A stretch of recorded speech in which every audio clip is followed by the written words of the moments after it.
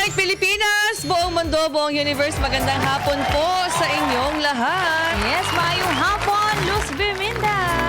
Naimbag ang malim. Maupay nga kulo. Mayang pagat panapon. Buenas tardes, amigos, amigas. Good afternoon po sa inyong lahat. Saan man kayong bahagi ng mundo, bine-welcome namin kayo. Dito sa paboritong tambayan ng mga nagnenegosyo at kanilang mga kasosyo, dito lang sa Patok, may oportunidad sa bawat katok.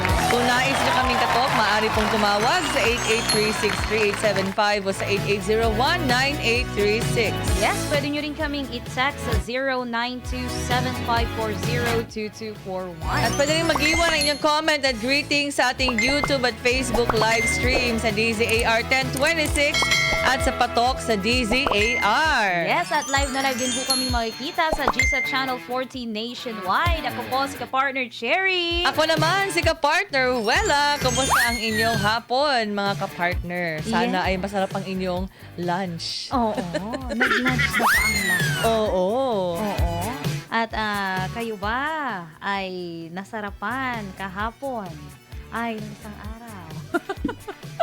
Sa una. Ano bang ihahain natin sa hapong ito, ka-partner Cherry? Sino bang ating mga kasama? Napakasarap nito. Ito lang naman ay mula sa simpleng recipe na gawa sa bahay. Ngayon ay isa na sa mga premium brands ng mga Filipino condiments. Hindi lang dito sa Pilipinas kundi pati na rin abroad. Meet the man behind the proudly local brand Casa Lontok, a story of love, legacy, and perseverance. Entrepreneur, food innovator, strategic marketer, pero higit sa lahat isang ama na ipinagpapatuloy ang pangarap nilang mag-asawa. Let's welcome the President and General Manager of 90 Pacific Corp, the heart and mind behind 182 Casa Lontok, ka-partner Juan Carlos Lontok. Welcome po sa Patok sa DZAR. Meron mo silang pagkataon upang bumati ng pasalamat, especially those who are with you behind the scenes.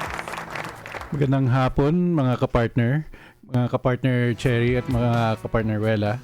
At saka lahat ng mga kasama namin dyan sa Quezon City at sa Cavite na gagawa ng aming produkto. Magandang hapon at saka lahat sa mga viewers. Good afternoon. Ayan, so syempre, history muna tayo. Oo. Paano ba nagsimula at kailan itong Casa Lontok? Nagsimula kami nung 2017 po. Nagsimula lang siya sa isang Facebook post na ginawa ng asawa ko na gumawa ng sinamak namin kasi nagtatanim po ako ng sili at ginawa niyang sinamak at pinost niya tapos maraming humingi at yun, doon nagsimula lahat. So parang ano lang, sa bahay lang muna. Opo. Tapos paano siya emerge into a business? So ginawa namin, aside sa pagbebenta namin sa online, sinubukan namin mag-bazaar. Unang bazaar namin, puro outdoor bazaar kasi mas mura. Medyo nakakabenta po kami. So na-decide namin na gawin na namin yung FDA. So pina-professionalize namin lahat. Kinuha namin yung mga government na kailangan like yung SEC, yung DTI, yung FDA. Medyo isang taon rin pero nakuha rin namin. Pag-process. Opo. Madugo din. Paano yung ano ba yung parang pinag-aralan nyo ba? Pinaghandaan? O parang bigla na lang siyang naisipan ninyo, i-push na natin to? Nakita po namin na may potential. So, family recipe po namin yan. So, yung mga ibang kakilala namin, sanay na kumain yan sa mga bahay namin, mga party. Mga bisita. Mga bisita. Yun, binote lang namin. So, nakita namin medyo okay yung benta. Kaya namin na-decide na i-professionalize na po. Sa dami ho ng condiments ngayon sa market, no? Paano nyo ho masasabing naiiba ang Casa Lontok? Well, syempre, flavor, sasabihin namin yan kasi yan yung flavor ng sa family namin. So, sa bahay yan talaga yung lasa ng suka namin. Naiiba siya kasi premium quality ang ginagamit namin na ingredient. So diretso po siya sa farm. May mga partner kaming farmers. Part kasi rin kami ng Philippine Chili Federation at Chili Growers Philippines. So at saka sa klaseng mga sili, may access po kami sa mga iba-ibang klaseng sili dahil part kami ng Philippine Chili Federation. Ano-ano itong mga nasa harapan namin na mga products? Yan na ba lahat o ito yung bestseller? Ito po ang nasa market ngayon. So, meron po tayo yung sinamak, yung mayroon tayong mild at saka spicy, mayroon tayong sweet and spicy cane vinegar, may spiced sukang tuba, spiced sukang Ilocos, at saka yung chili garlic at habanero chili garlic, at saka distilled vinegar. Habanero, parang gusto ko yun. Nakakapanglaway Kinda naman po. yan. Kapag Ano yung bestseller dyan? Yung patok na patok?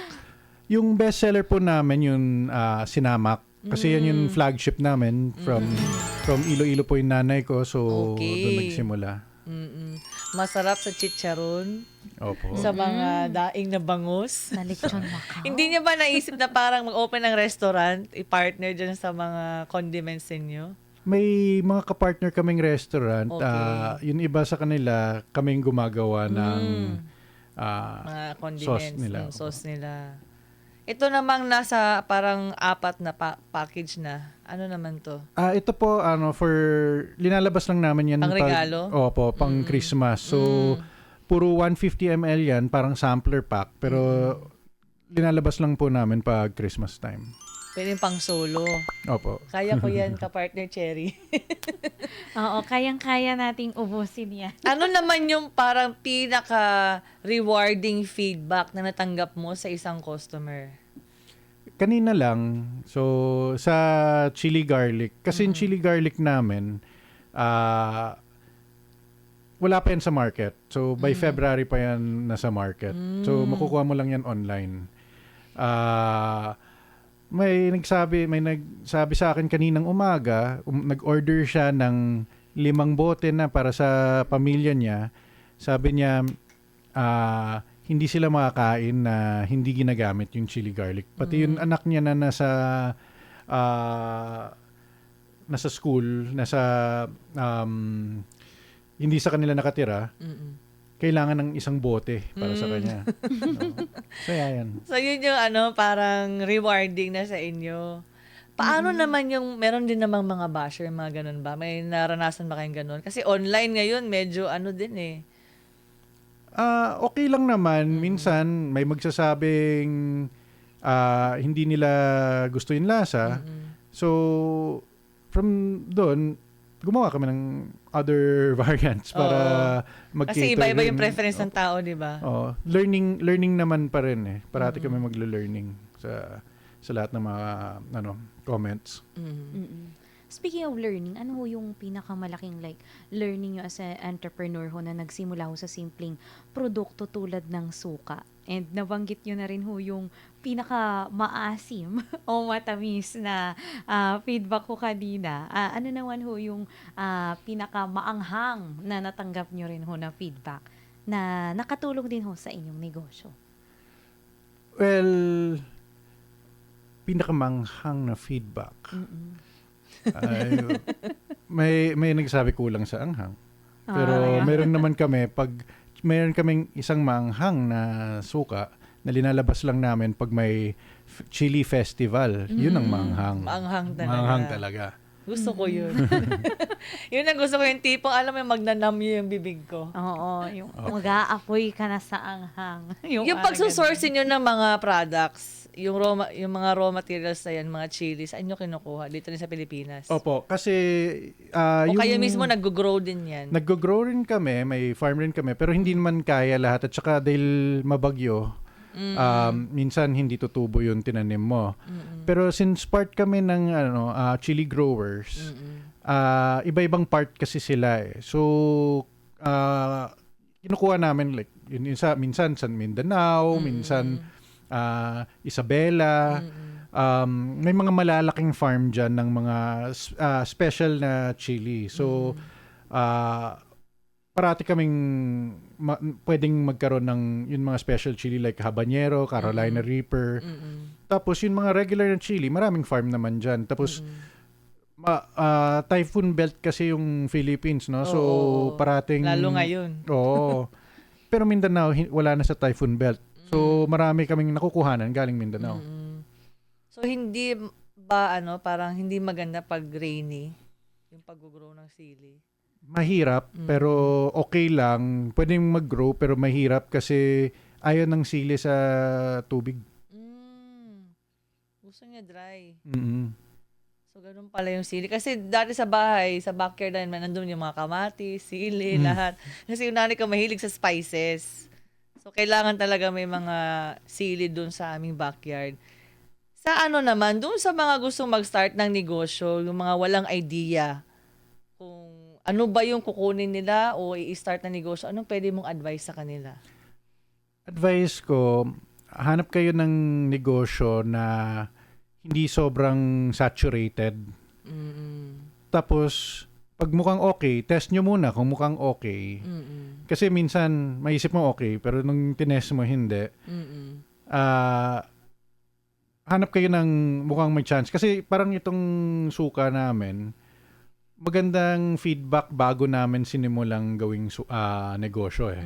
Hindi namin ginawang negosyo kaagad na gumawa kami ng suka, okay na yan. Hindi, trinay namin, tinest namin, nag-bazaar kami, nag-online kami. Nakita namin lumalaki yung sales, doon lang kami sige, professionalize na natin to. Oo. Kasi pag na-professionalize mo na yan, i-all in ka na eh. Wala nang turning back. Dapat ready ka na Tuloy-tuloy na. Tuloy-tuloy. May times na sobra kang mahihirapan, sobrang mahirapan yung benta, maraming problems ang business. Pero pag sure ka naman, eventually maging okay rin yan eh. So aangat ka rin eh. Basta follow mo yung may parang roadmap ka na sinusundan. Kasi parating May plano. may plano ka, parating may changes. Maraming bagyo, pandemic, Yun. 'di ba? Paano nung pandemic? Paano kayo naka-recover nun? Naapektuhan ba kayo? Hindi naman masyado. Naapektuhan kami, tumigil rin yung growth, pero nung time na yun, okay naman yung mga nagbebenta ng product namin, mga reseller at May supermarket. reseller na kayo. Opo, so okay naman sila. So continuous kami. Yung pinaka-problema namin is magkuha ng supplies kasi nga pwedeng magkasakit ang mga tao noon. Oo nga. Oo. Ilan na ba yung tao sa team ninyo ngayon? Ngayon, nasa 15 to 20 po. 15 to 20. Yun, ito rin madalas kong tinatanong. Ano bang mas mahirap sa pagdinegosyo? Pag-manage ng finances o pag-manage ng mga tao? Pareho pong challenging. So, iba-iba yung ibang challenge pareho eh. Oo. So, pag nagnegosyo ka, prepare ka na lang for both finance at saka sa tao. Kasi iba-ibang personality ng tao, di ba? Yung pag mahirap din eh. Opo. Sabi naman ng iba, yung finances, pag hindi mo pa siya pinag-aralan, hindi mo na mamalay, nalulugi ka na pala. Well, tama po kayo dyan. So, kailangan maganda yung background mo sa math. Simpleng math lang naman yan eh. Kung kumikita ka, after magbayad ng tax, okay ka. Kung hindi, edi kailangan mo baguhin. Yes, oo, mahirap talagang humawak ng iba't ibang klase ng personality sa negosyo, no. Paano naman ho ang pagiging isang ama at bilang asawa at isang negosyante? Paano ho ito napagsasabay-sabay po? Sa amin, kasi yung wife ko, kaming dalawa nag-start ng business. So, nasa side, nung time na yun siya sa marketing side, ako sa operations, no? So, magkalayo eh. So, hindi kami nagkokontrahan. Iba yung ginagawa niya, iba yung ginagawa ko eh. So, okay yun kasi kung problem yan kung nagkokontrahan kayo eh. Sa business, halos impossible na hindi kayo magkokontrahan. So, na-learn ko to sa isang, kasi bago ako nagtayo ng business ng suka, software developer po ako. So, gumagawa ako ng mga systems para sa mga katulad namin, mga manufacturing. Meron ako na-meet na isang pamilya, tinanong ko sila, paano sila hindi nag-aaway. Kanya-kanyang part, hindi sila nag-overlap ng part. So, magandang Kanya-kanyang role. Opo. Magandang learning yan sa akin. So, ginawa ko, nung nagtayo kami ng asawa ko ng negosyo, separate talaga yung ginagawa namin. Tapos ngayon, yung daughter ko, pumapasok siya sa negosyo. So, inaaral niya, learning, as ganun. Hindi pa, pero mukhang nakukuha niya yung side ng mother niya. So, may pinagmanahan. Ano naman yung parang doon sa mga kabataan, kasi di ba yung mga, ilang taon na ba yung anak mo? 25. 25. Kasi ngayon marami na rin mga kabataan na nagbi-business na rin, owner na rin sila. Ano yung parang advice mo doon sa mga kabataan na parang hindi nila sure kung magko-corporate work muna sila or magnenegosyo agad or pagsabayin? Ano sa tingin mo yung maganda? Okay, itong advice ko, no? Ito rin ang ginawa ko kasi alam ko naman magiging negosyante ako kasi start pa lang ng nung bata pa ako, nagnenegosyo na ako. Business-minded ka na. Opo. Kumuha ako ng trabaho kasi kailangan mo matuto. Kailangan mo ng experience.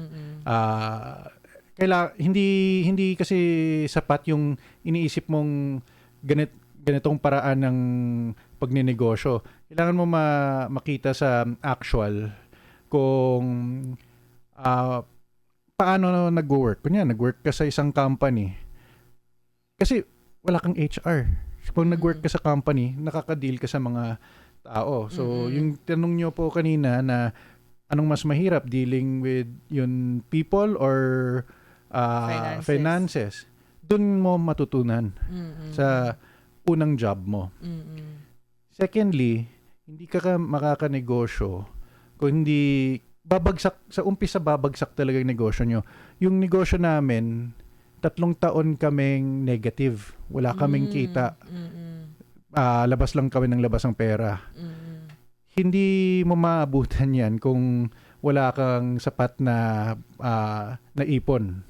So, okay na may trabaho ka. Maganda kung kung mag-asawa kayo, isa nagtatrabaho, isa nagnenegosyo, support lang. Kasi kung gutom ka, hindi mo matitake yung mga risk eh. Doon sa mga times na very low ang sales, ano yung motivation ninyo to keep going? Sabi mo, di ba, 3 years? Opo. Sa iba niyan, parang susuko na yan. Di ba? Asawa ko po. Siya yung motivation ko nun. Siya ang reason na tinuloy ko pa rin ng business kahit nung nawala na siya. Naaalala ko lang siya. Tsaka nung time na yon, kunyari nagde-deliver ako, na-stuck ako sa delivery na matagal, alam ko uuwi ako sa asawa ko. So, yun. May inspiration ka. Yes. O, diba? Basahin natin yung ilang comments ka, partner Cherry. Yes, natouch naman ako doon. Oh. And then si ka-partner Daryl Ovida, sabi niya dito, Sir Juan, ano pong sekreto nyo which come to this kind of successful business? Ayan, maaari po natin sagutin. Consistency.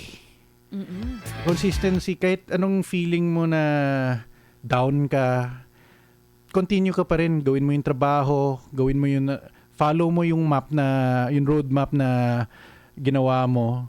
Consistently, may problem, okay, solve mo yung problem, but consistently do yung trabaho. Parang ano rin yan eh, sabihin natin sa sports, kung araw-araw ka nag-practice, di gagaling ka. So, ganun rin yun. Yes, consistency. Sabi naman ni Winter, may bago na akong ipangre-regalo sa mga tita ko ngayong Pasko. Sinamak na tunay. Yes. Sabi naman ni Juan, pansit. Nakakabilib naman itong si Sir Juan Carlos. Nagpapatunay lang talaga ito sa buhay na kapag may passion ka sa ginagawa mo, pwedeng maging negosyo at pagkakakitaan din. God bless po, sir, sa business mo po. Wow, ang bait naman ni Juan Pansit. Ayan, sabi ulit ni Winter, grabe, nakaka-excite pa, order na agad ako, pang available na. Panalo to sa sausawan, lalo na pag may mangga o chicharon. Sabi ko na chicharon eh. Yun nga sir, baka pwede natin i-price reveal. Okay. Yung sa mga interesado para alam nila. Sige. Well, makikita nyo po yung products kasi sa supermarket. So, yung spicy Cinamac namin, sa ano lang siya, sa SNR. 165 ang price niya. Ilang ml po ito? 750 ml po. Di ba? Mura lang. Sulit. Tapos yung mild Cinamac, nasa halos lahat ng supermarket. So, SM, Unimart. Yung rate niya sa supermarkets, 160. So, mas mura ng konti. Yun iba, pasalubong shops lang at saka online. So yan, limited edition. Oo. Yung distilled vinegar po namin, nasa supermarkets rin. Ayun. Perfect nga itong pangregalo no ngayong Oo. Pasko. Gusto ko na- Pangsawsaw natin sa Gusto ko lechon. na siyang itry lahat. Yes. At may mga iba pa ditong komento. Sabi ni Trans, wow, ang sarap naman ng Cinamac na yan. Sarap isausaw sa kahit anong ulam. Nakakatakam. And then sabi ni Regine, ang linis at ganda ng pagkakabattle. Ay. Mukhang gawa talaga ng may malasakit sa lasa. Can't wait to Importante din try. ngayon sa mga Gen Z, Instagrammable, di ba? Aesthetic. Yes. Oo. Yung packaging, sir, paano nyo, kayo din gumawa niyan? Yung logo, Yes, yung the design. conceptualization. Yes. Opo, ako yung nag-drawing. Wow. So, creative din pala. So, need din sa talaga sa nag-negosyo creative. Pwede mo naman, Pwede namang hindi. Dati kasi, aside from software, web developer Oo. ako. So, may skill ako pa. Nakatipid din. Oo. Isa mag-hire. Oo. So, yun ha, mga ka-partner, kailangan, ka rin, graphic artist. Di ba? Ikaw na rin yung ambassador ng brand, di ba? Asa yung ibang Ka comment? makatipid. Oo. Ayan, oo. And then, syempre sir, na pag-alaman namin na kayo ay parte din ng Let's Eat Pare community. Yes. Paano nyo ho tinutulungan yung mga kapwa nyo ho, foodpreneurs? Well, maganda yung community namin sa Let's Eat Pare. Marami kami dun eh. Ilang 100,000 ata kami na businesses. Yung community itself, may mga learnings, may mga parang a few weeks ago parang nag-MBA kami sa Ateneo. Pero hindi naman isang araw lang yun eh, di ba? Oo. So, may learnings kami doon. Nagsisharing kayo ng experiences. Nag-share kami ng experience. So, yung mga iba na medyo matagal na, may nag-share kami, ito yung nararanasan ko, baka itong pwede mong gawin. So, nagtutulungan kami. Kasi lahat kami sabay-sabay yung na-experience namin. Sa mas bago, in-explain namin na, ito yung na-experience namin nun. So, okay, minsan bad trip sila dahil ito na nangyari sa kanila. Like, hindi sila nakapasok agad sa isang store. Yung motivation na sasabihin mo na okay lang, ganun rin kami noon. Tapos ngayon, nasa stores Part na talaga kami. siya. Part talaga Oo. yan. Makakaroon ka lang. Very helpful yun. Oo. At isa maganda dyan, yung mga baguhan, parang may shortcut na sila na ito yung pinagdaanan nila. Ito rin dapat gawin at hindi dapat gawin. Yes. 'Di ba? Kasi Yes. may nagga-guide na. At saka dahil madali kaming makatulong sa, kunyari gusto nila mag-professionalize, may contacts tayo sa FDA, sa DTI, sa DOST, lahat yan, dahil marami kami, natutulungan namin. Marami kami rin consultants na pwede nila gamitin. Kasi lahat kami nadaanan na yan. Ayun. Yun ang maganda kung merong support system, may community. Huwag kayo kasing magsulo-sulo lang, 'di ba? Pwede naman mag-collaborate, 'di ba? Opo, maraming collaboration sa amin. Maraming restaurants na nagko-collaborate rin sa manufacturer. Parang meron rin kami mga ibang restaurants na sinusupplyan. So, okay yun. Ayun. Yes. I'm trying to put my my shoes po sa mga kasamahan niyo ho sa Let's Eat Pare. Parang pag nakapakinig ako ng ganun, parang nagiging exciting for me, no, as I go along with my journey bilang isang negosyante, no, kasi meron ka ng kumbaga template din, okay lang pala yan, no, na pagdaanan, no, na mga negative. Kasi iba nasa-shock eh. Oo, yung mga tapos, baguhan, di ba? Usually. yes. Oo. Hanggang sa maging positive and then marating mo yung success bilang isang negosyante. So, nakaka-inspire yung ganun. So sabi ni Justin May, wow, Team Suka. Ay, Team Si Suka. Zyrel May, pa-order po. Taga saan ka ba, Zyrel? Yun sa order naman, paano pwede bang online delivery? Meron po kaming Shopee, Lazada at TikTok. Ayun, kompleto. Mm-mm. Hahanapin lang nila ang Casa Lontok. Opo. Tama ba? Ayan. Yes, Shopee, Lazada at TikTok, mga kapartner. Yes, you can take a screenshot po. Ayan, Si Winter, sa pwede ba ito sa may high blood? Kasi parang hindi ko ito matitiis. Ang sarap sa itsura pa lang. Pwede ba sa high blood? Opo, especially yung distilled kasi ginagamit rin nila yan parang apple cider. So may mga nagja-shot niyan na teaspoon. Si Eliza, I can still put my finger on it. May kamukha talagang anime character si Sir Juan. Sana pogi. Ayan. Any last message na lang po sa ating mga kapartner? O baka meron ka pang gusto i-shout out bago tayo magtapos? Last message. Salamat sa DZAR Sunshine Radio for having us. Salamat po sa It's our pleasure. So, thank you very much. Salamat Patok. Wala ka na ibang mabatiin. Salamat mga nagtatrabaho dyan sa sa komisary namin. Patuloy natin ang good work. Thank you. Ayan. Shout out sa inyong lahat. So, yan po mga kapartner. Si Juan Carlos Lontok na Casa Lontok. Sana po marami kayong natutunan Yes. sa mga spices ng buhay at pagnenegosyo. Time now is 29 minutes after 1 in the afternoon. Mamaya, meron pa tayong isang mga kasamang special na panauhin sa pagbabalik yan ng programang Patok, may oportunidad sa bawat katok. Huwag bibitiw, magbabalik ang